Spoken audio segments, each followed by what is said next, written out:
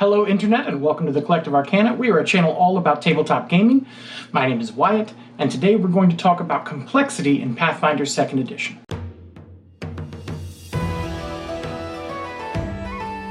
Before we get started, check out this word from our returning sponsor, Dungeons & Lasers Encounters from Archon Studios. With only 2 days left to sign up, we are at the end of the road for Dungeons & Lasers Encounters crowdfunding campaign over on GameFound. With dozens of stretch goals unlocked and plenty more to come, the final stretch is always the most exciting with a crowdfunding campaign. Stretch goals are free for anyone who backs at the starter level or above, so you don't have to break the bank for an impressive amount of monsters and terrain. But if you do want to go all in, they've got you covered with larger sets as well as numerous add-ons. As always with Dungeons & Lasers, the sculpts have a lot of personality and deep-cut detail to make painting easy. And with some pieces now coming in colored plastic, many parts of this can be dropped on the table as is, or hit with a wash and dry brush for a table-ready quick paint job. The campaign ends on June 28th, about 48 hours, so follow the link in our description and join while you can. So today we're going to be talking about one of the biggest preconceived notions with Pathfinder 2nd Edition, that it's too crunchy. And we're going to do it without fanning the flames of an edition war, hopefully. Hey, if this is the type of content you like to see, be sure to like and subscribe. It lets us know when we're doing something right and what you want to see more of. Thanks. First, let's establish what crunch is. Crunch seems to originate from the phrase crunch the numbers, as in how much math do I need to do to understand or make this work. So how much math do you need to play Pathfinder 2nd Edition? Not much, actually. At least compared to the popular Dungeons & Dragons 5th Edition, Pathfinder 2nd Edition is actually a pretty similar level of crunch. Both games will have your character sheet, which has various numbers that typically only get modified when you level up or obtain a new item. Otherwise, you may have an app or a scrap of paper where you keep track of temporary or situational bonuses from either spells, conditions, or abilities, things like that. Both also might have situational reductions or increases to damage calculations, like from damage reductions or critical hits, and that's true in Pathfinder 2nd Edition or D&D 5e. Now in 5e, there are not as many temporary modifiers, as 5e relies heavily on the advantage-disadvantage system of rolling twice and taking the better or worse result respectively, but it still does use modifiers, and depending on which classes you have in your party, you may be using them quite a lot, such as Bless, Bane, Cutting Words, the Shield spell, Pass Without a Trace, Temp HP, etc. There are a lot of things that could have you adjusting and changing your math on your character sheet for temporary adjustments. So it's rarer, but not eliminated. I'll probably do a video eventually on why I personally dislike the advantage-disadvantage mechanic from a narrative standpoint, or at least what I perceive to be its overuse. But I don't want to, go too hard right there, especially, with an Edition Wars brewing sort of situation.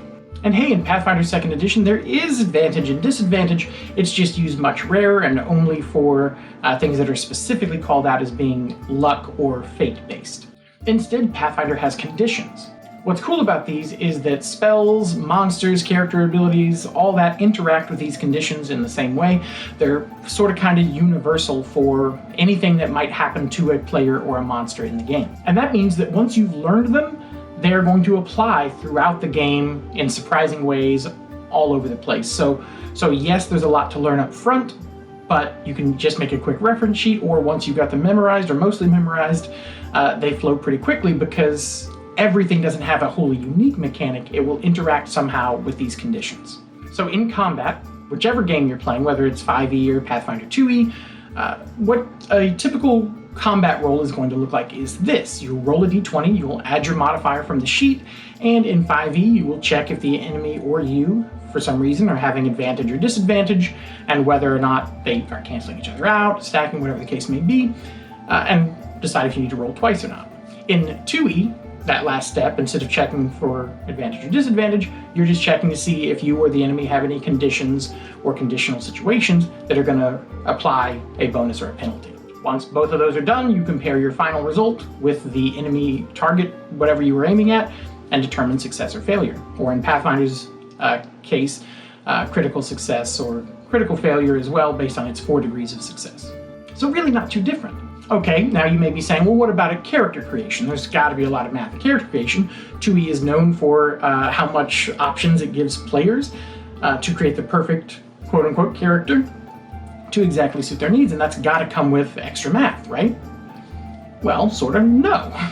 Yes, there are a lot of things you can consider at character creation and a lot of ways that you can build your character, but it still doesn't allow you to really min-max in the way that you may be thinking of stacking up all of these numbers so that your numbers are crazy higher than the rest of the party around you or the monsters that your GM is going to put on the table. And this happens for two important reasons. One, Pathfinder uses bounded accuracy principles just like 5e, meaning that players' ability to control their core math is severely limited.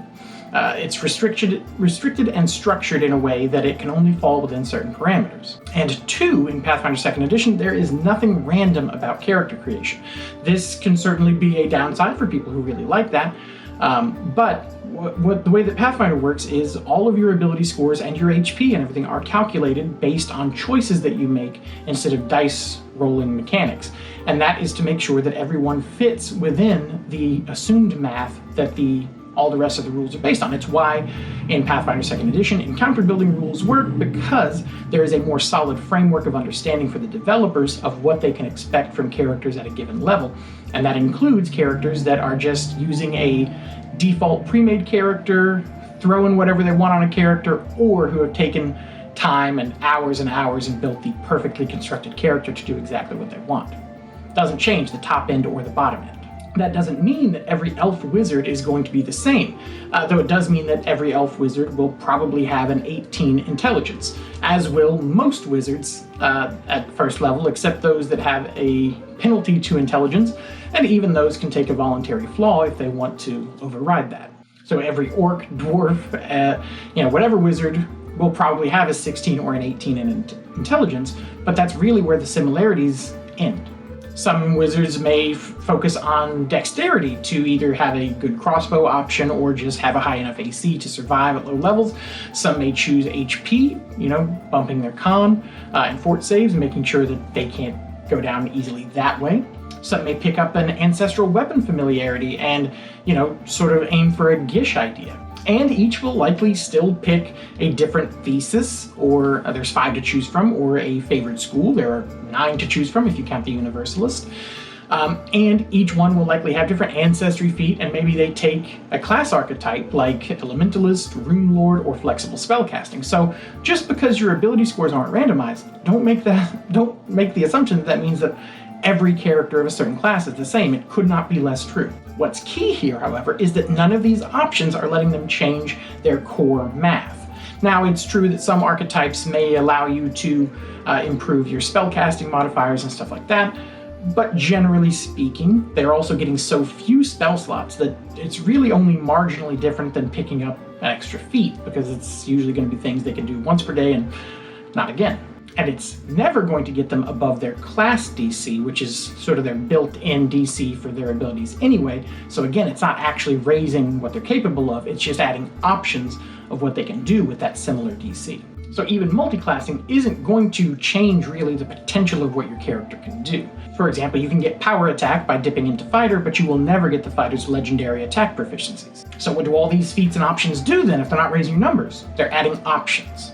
They're giving you unique actions and reactions rather than passive buffs that give you ways to actively engage with the system and the game world. That's why you'll hear a lot of people who play Pathfinder2e say that optimization in Pathfinder 2nd Edition is about broad options, building outward, not upwards with bigger numbers.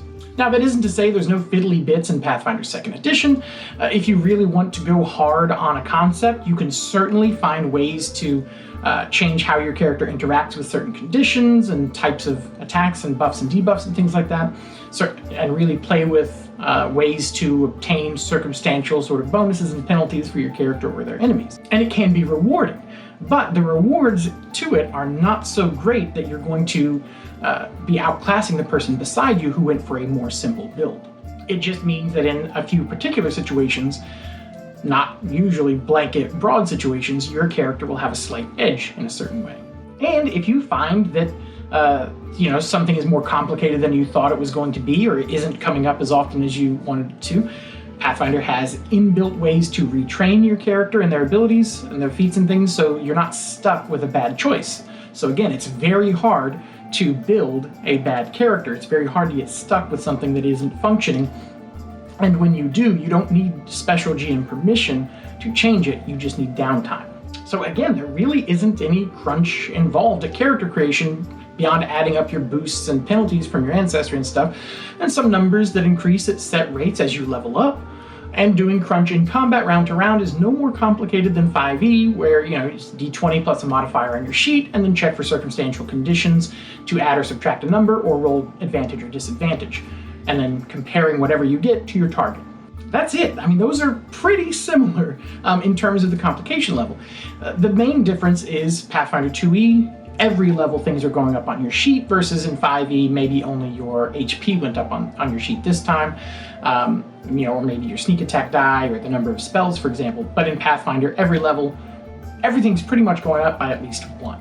And that's a lot of numbers to change, sure, but it's something that's very structured. You expect when it's coming up, and you can reverse engineer. You can look and be like, oh, why do I have a 13 here? Oh, it's because of this. We're level whatever, my modifier is this.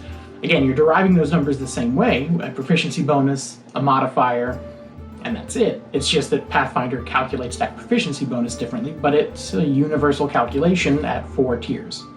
But that's really the variable there, is your proficiency. And that's it. The fun, the complication, the intricacies of Pathfinder2e come about when you're trying to apply these penalties and these conditions as a team to the bad guys in your party's favor, increasing your chances for critical hits, or increasing the chances that the enemy is just going to miss your ally. As always with these videos, play what you like. I'm not here to convert you to Pathfinder 2nd Edition. My goal when I make videos like this is just to make sure that if you're not playing Pathfinder 2nd Edition, it's because it doesn't interest you, not because you've been scared off by a reputation or misconceptions from people who either haven't played it or have barely played it and made these big, sweeping declarations about it before they really knew what was going on. I'm just here to let you know that if you do want to play it, don't be scared. But if you're enjoying something else and have no reason to look elsewhere, then that's fine, great. As long as you're sitting at a table rolling dice and having fun, I'm happy. Are you happy? Sounds like you are. Great. So that's it. Thanks so much for watching, folks. Happy Pride Month. Welcome to the Collective. We'll see you next time. Definitely head over to GameFound before the campaign ends here in just a couple of days. You don't want to miss out. Thanks so much for watching. We'll see you next time. Bye.